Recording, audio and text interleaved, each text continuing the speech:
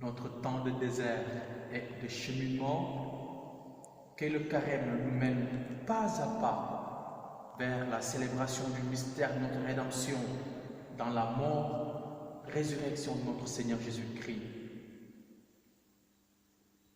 Ce temps alors que nous sommes en train de vivre cette année avec l'évangéliste Jean nous introduit dimanche après dimanche dans l'itinéraire sacramentaire et baptismal qui, depuis la tentation au désert du premier dimanche, nous conduit lentement, mais très sûrement, vers le matin de la résurrection, où nous verrons à jamais et d'une façon éclatante la lumière éternelle jaillir du tombeau du Fils de l'homme. S'il était question, le dimanche dernier, de la guérison de l'aveugle-né, à qui Jésus, en rendant la vue, accorde en vérité la vie éternelle, la vie nouvelle d'enfant de Dieu, il est aujourd'hui question, d'une manière affirmée et nette, de la résurrection promise. Comme le dit la première lecture tirée des écrits du prophète Ézéchiel, ainsi parle le Seigneur, je vais ouvrir vos tombeaux et je vous en ferai remonter, ô mon peuple. Qui plus est, l'évangéliste Jean, en plus de nous conduire par la main vers la résurrection même du Christ attendu à Pâques, nous donne aussi de croiser, de rencontrer sur ce chemin de foi et d'espérance le ressuscité lui-même. C'est pourquoi, ici, la figure de Lazare est d'une importance capitale sur notre route vers la consommation totale du salut offert sur la croix du Christ. L'apôtre bien-aimé de Jésus n'attend pas le matin de la résurrection pour magnifier la gloire du Fils de Dieu, pour manifester la gloire de l'homme qui va ressusciter au troisième jour.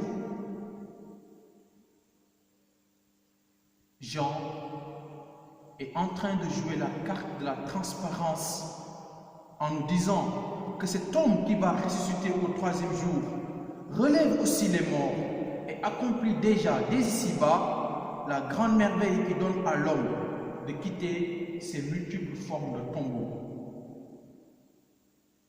Autrement dit, pour nous baptiser, pour nous tous croyants, le Christ n'est pas que ressuscité, mais il est aussi un ressuscitant.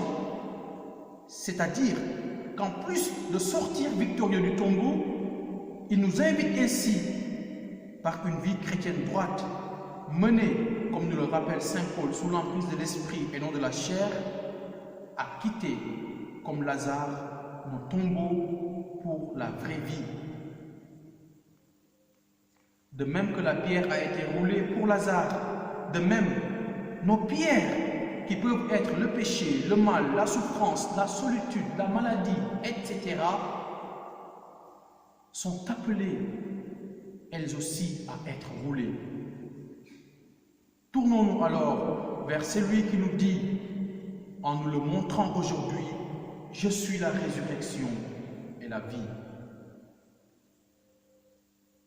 En ces moments assez particuliers, où nous vivons tous une grave crise planétaire, la tentation est donc forte de vouloir jouer au devin. Vous savez, beaucoup présagent des signes apocalyptiques, la fin des temps, un grand malheur, etc. Mais sachons qu'en homme et foi, en homme et femme de foi, il est davantage attendu de nous la lucidité du cœur et la vigilance de l'âme dans la prière et l'intercession. Je le redis, il est attendu de nous, en hommes et femmes de foi, la lucidité du cœur et la vigilance de l'âme dans la prière et dans l'intercession. À l'image de Marthe et Marie, soyons de ceux-là qui, au lieu de céder à la peur et au désespoir, se tournent résolument, mais surtout avec confiance, vers celui qui a ressuscité Lazare pour lui dire « Seigneur, celui que tu aimes est malade. » Oui, celui que le Seigneur aime c'est-à-dire notre maison commune, la terre-mère, l'univers entier, voulu et créé par le Verbe, est mal portant, blessé, agressé par les hommes d'abord, mais particulièrement en ces temps qui courent, par ce petit virus. Si la maladie de Lazare ne conduit pas à la mort, c'est que nous avons bien des raisons d'espérer que celle de notre humanité entière, symbolisée par le corps de l'ami de Jésus, vise un plus grand bien qui est la glorification de Dieu. Comme Marthe et Marie, en lieu et place des plaintes tout azimut et des commentaires à tout vent, disons au Seigneur, si tu avais été là, mon frère ne serait pas mort. Nous le savons, Seigneur, non pas que tu aies déserté nos vies, mais que trop souvent nous n'ayons voulu de ta présence. Prions. Sauve-nous, Seigneur, comme tu as sauvé ton ami Lazare. Et prends-en pitié, nous t'en supplions, ton peuple qui attend que tu lui roules sa pierre. Béni soit le Seigneur, maintenant et à jamais. Amen.